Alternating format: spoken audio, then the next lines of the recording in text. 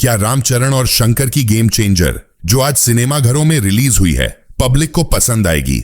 Hello friends, नमस्कार and welcome to I next news. इस video में आप समझ ही गए होंगे कि हम फिल्म गेम चेंजर का रिव्यू करने जा रहे हैं, लेकिन हम तेलुगु में बनी गेम चेंजर के हिंदी डबिंग वर्जन का रिव्यू करेंगे। गेम चेंजर एक IAS अधिकारी की कहानी है जिसका नाम रामनंदन है, जिसे रामचरण ने निभाया है। उसे गुस्सा बहुत आता है, छोटी छोटी बातों पर नाराज हो जाते हैं, गुस्सा हो जाते हैं, और जब गुस्सा होता है तो खुद को रोक नहीं पाते, काबू से बाहर हो जाते हैं। फिर उनकी जिंदगी में दीपिका आती है जिसे कियारा आडवाणी ने निभाया है और वो उन्हें शांत करती है। जैसे कहानी आगे बढ़ती है, IAS ऑफिसर रामनंदन कलेक्टर बन जाते हैं और उनका एक ही मिशन है कि समाज से करप्शन को खत्म कर दें। वहां के चीफ मिनिस्टर बोबली सत्यमूर्ति हैं, जिनका किरदार श्रीकांत निभा रहे हैं। वो बहुत करप्ट हैं, लेकिन अब सुधारना चाहते हैं। उनके 2 बेटे हैं जो चाहते हैं कि वो खुद चीफ मिनिस्टर बने, इसलिए वो चाहते हैं कि उनके पिता मर जाएं। लेकिन यह जो मुख्यमंत्री हैं, जैसा मैंने कहा, वह नई शुरुआत करना चाहते हैं। मरते समय उनकी मौत हो जाती है। मरते समय वह किसे मुख्यमंत्री नियुक्त करते हैं यह फिल्म देखने पर पता चलेगा। लेकिन उनका बेटा बेलीमोती देवी, जिसे SJ सूर्या ने निभाया है, इसे स्वीकार नहीं करता। उसे मंजूर नहीं कि जिसे उन्होंने मुख्यमंत्री पद के लिए चुना है वो मुख्यमंत्री बने। इसलिए मोगली गोपी देवी कुछ अड़चने डालते हैं ताकि वह मुख्यमंत्री न बन सकें। खैर, चुनाव घोषित होते हैं। कैसे होते हैं यह हम नहीं बताएंगे क्योंकि आपका मजा किरकिरा हो जाएगा, लेकिन सफाई से कहें तो चुनाव घोषित होते हैं।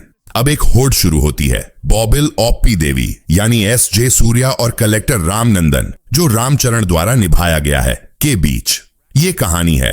बेशक फ्लैशबैक और बैक स्टोरी होती है, लेकिन अगर हम यह सब बता दें तो आपका मजा किरकिरा हो सकता है। इसलिए ये सब बातें आप फिल्म देखकर जानेंगे। सारांश में ये कहानी है। आइए सबसे पहले विश्लेषण करें। इस फिल्म की स्क्रिप्ट को कथा और संवादों के साथ डाइसेक्ट करते हैं। इस कहानी की स्टोरी लाइन कार्तिकसो महाराज द्वारा है और यह एक अच्छी विचारधारा है क्योंकि इसमें कई ट्विस्ट और टर्न्स हैं। स्क्रीन पर शंकर द्वारा लिखा गया है, जो इस फिल्म के निर्देशक भी हैं। पहले भाग का स्क्रीन थोड़ा धीमा चलता है और थोड़ा रूटीन सा लगता है। इससे लगता है कि कुछ नया नहीं हो रहा, लेकिन इनटेबल पॉइंट इतना एक्स्ट्रॉर्डिनरी है कि आपकी आंखें खुली रह जाती हैं और लगता है कि अब सेकंड हाफ में मजा आएगा।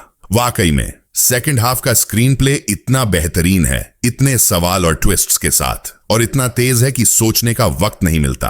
खासकर रामनंदन और वोबली मोदी देवी का एक अपमनशिप वाला खेल। बिल्कुल, रामनंदन ही हर जगह जीतते हैं, कलेक्टर ही हर जगह जीतते हैं, लेकिन वो कैसे जीतते हैं, कैसे वो अपनी बुद्धि का उपयोग करते हैं, कैसे तरकीबें सोचते हैं। बोबिली मोदी देवी से 1 या 2 कदम आगे बढ़ने का उन दृश्यों में इतना मजा आता है कि आपको लगता है कि यह फिल्म और भी आगे बढ़नी चाहिए, क्योंकि ऐसे और घटनाएं होनी चाहिए। तो दूसरा हिस्सा एक रॉकेट की तरह चलता है और यह बिल्कुल रोमांचक और बेहद दिलचस्प है। स्क्रीन प्ले की बात करें तो एक और बात बताता हूं, जो इमोशनल अंडरकरेंट है वो बेहतरीन है। खासकर रामनंदन और उनकी मम्मी के बीच के इमोशंस बहुत मजेदार और हार्ट वार्मिंग हैं। इसी तरह एक बैक स्टोरी है जहां 2 दोस्तों के इमोशंस भी हैं। उन इमोशनल सीन्स में आपकी आंखें भर आएंगी, और अगर नहीं तो कम से कम दिल भर आएगा। मतलब ये कि इमोशनल अंडरकरेंट को राइटर शंकर ने स्क्रीन पर इतने बेहतरीन तरीके से लिखा है कि आपको जरूर आनंद आता है और आपको लगता है कि यह बहुत ही व्योलसेल स्क्रिप्ट है। डायलॉग्स राजेंद्र सप्रे ने लिखे हैं और वो डायलॉग्स बेहतरीन हैं, बहुत ही बढ़िया और वजनदार डायलॉग्स हैं। अब स्क्रिप्ट की बात हो गई, चलिए एक नजर डालते हैं कलाकारों के प्रदर्शन पर। रामचरण ने रामनंदन और अन्य भूमिका बेहतरीन तरीके से निभाई है। वास्तव में रामचरण ने XLR की तरह प्रदर्शन किया है। इतना शानदार काम किया है, इतनी अद्भुत एक्टिंग की है कि आप उन्हें देखते ही रह जाएंगे। वह बहुत आकर्षक लगते हैं। उन्होंने एक्शन दृश्यों में भी शानदार काम किया है। इमोशनल सीन्स में उनका कोई मुकाबला नहीं है और रोमांटिक सीन्स, अदर सीन्स में बहुत मजा आता है। एक वर्ड में वो आउटस्टैंडिंग हैं। आडवाणी जो दीपिका की भूमिका में है, उनका रोल छोटा है लेकिन उन्होंने बढ़िया काम किया है। उनके एक्सप्रेशंस और एक्टिंग बहुत अच्छी है। SJ सूर्या जो वोपी देवी की भूमिका में है, फर्स्ट रे हैं। उन्हें देखकर बहुत मजा आता है और जब उन पर पागलपन का भूत सवार होता है तो दौरे पड़ते हैं। इस प्रकार से देखना बहुत मजेदार है और उन्होंने अपने संवाद खुद ही डब किए हैं। जाहिर है वह साउथ इंडियन एक्सेंट है, लेकिन उन संवादों को सुनकर और भी मजा आता है। तो SJ सूर्या को जनता और दर्शकों का प्यार मिलेगा। श्रीकांत जो एस.जे. सूर्या यानी बोब बिली मोदी देवी के पिता की भूमिका निभा रहे हैं, वह मुख्यमंत्री हैं।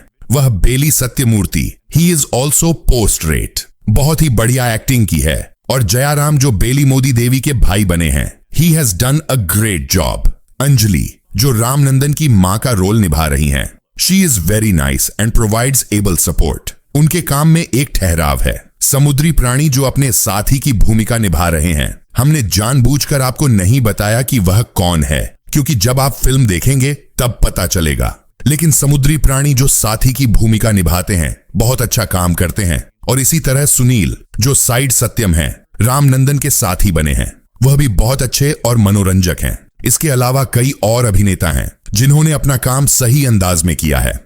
दूसरे शब्दों में प्रदर्शन बहुत उच्च स्तर का होता है। अब एक्टर्स की परफॉर्मेंस के बाद डायरेक्शन और अन्य टेक्निकल एस्पेक्ट्स पर एक नजर डालते हैं। शंकर ने इस फिल्म का निर्देशन किया है और कहना पड़ेगा कि निर्देशन बहुत ही लाजवाब है। काश उनका फर्स्ट हाफ थोड़ा फास्ट पेस्ड और कंसाइज होता तो बात और बेहतर होती, लेकिन फिर भी उनका डायरेक्शन बहुत अच्छा है। उन्होंने सब्जेक्ट को इस तरह से प्रस्तुत किया है कि ऑडियंस का इंटरेस्ट बना रहता है और वे हमेशा एंटरटेन्ड और एंगेज्ड महसूस करते हैं। दर्शकों को लगता है कि वे इस कहानी का हिस्सा हैं, इसलिए उन्हें और भी मजा आता है। फिल्मों का संगीत थामन-एस्क का है। गाने बहुत ज्यादा पॉपुलर नहीं हुए हैं, लेकिन जब गाने स्क्रीन पर आते हैं आपको बहुत आनंद और मजा आता है। गानों के बोल अलग अलग लिरिसिस्ट के हैं। स्वर्ण किरकिरे, कुमार, कौसर मुनि और रकीब आलम के लिखे बोल हैं, जो निश्चित रूप से लोगों को पसंद आएंगे। गानों की कोरियोग्राफी यानी सॉन्ग पिक्चराइजेशन अलग अलग कोरियोग्राफर्स द्वारा की गई है, जैसे गणेश आचार्य, प्रेम रक्षित, वास्को डाजली मार्टुस, जेनी और प्रभुदेवा। और सारे गानों के पिक्चराइजेशन लाजवाब हैं। वे आंखों के लिए एक सुखद अनुभव हैं, क्योंकि उन्हें बहुत बेहतरीन और आलीशान तरीके से चित्रित किया गया है और ऐसा लगता है कि कुछ दृश्यों में भरपूर पैसे खर्च किए गए हैं। हमने कदम भी बहुत कठिन लेकिन बहुत ही खूबसूरती से उठाए। दोनों ने डांस किया है, खासकर रामचरण ने। रामचरण और निश्चित रूप से कियारा आडवाणी, लेकिन रामचरण के कदम लाजवाब हैं। बैकग्राउंड म्यूजिक किसी ने तैयार किया है और वह बेहतरीन है। फिरू और रत्नवेलू की सिनेमैटोग्राफी शानदार है। अनबारिव के एक्शन और स्टंट दृश्य बहुत रोमांचक और मजेदार हैं। क्लासेस को भी, मासेस को भी बहुत पसंद आएंगे। प्रोडक्शन डिजाइनिंग अविनाश कोला, रामकृष्णा, मोनिका निगोत्रे और काबू सैनल ने की है। साबू सिरिल ने जेरा गैंडी गाने के लिए और प्रोडक्शन डिजाइनिंग बहुत उच्च स्तर की है। एडिटिंग रबिन और शम्मी मोहम्मद की है और कहना पड़ेगा कि एडिटिंग काफी शार्प और क्रिस्प है। डबिंग इस फिल्म की बेहतरीन हुई है। बड़े स्तर की फिल्म है, बड़े कैनवस की फिल्म है और तकनीकी रूप से यह बहुत ही उपयुक्त और उच्च मानक वाले टेक्निकल एस्पेक्ट्स हैं। तो कुल मिलाकर गेम चेंजर की शुरुआत भले ही कमजोर है, लेकिन यह वर्ड ऑफ माउथ से पिकअप करेगी और अंततः इसे मैसेज और क्लासेस द्वारा सराहा जाएगा। लेकिन इन सब के बाद एक बात कहनी पड़ेगी कि in spite of minutes game changer के बारे में जागरूकता और उसके रिलीज की जानकारी इतनी कम है कि यह फिल्म बॉक्स ऑफिस पर टिक नहीं पाएगी। तो दोस्तों, ये था हमारा गेम चेंजर का रिव्यू। कैसा लगा कमेंट सेक्शन में जाकर अपने कमेंट्स पोस्ट कीजिए। और अगर आपने ये फिल्म इस रिव्यू से पहले देखी है तो फिल्म आपको कैसी लगी वह भी हमें बताइएगा। थैंक यू, शुक्रिया। अपना बहुत ध्यान रखें। जल्द ही मिलते हैं।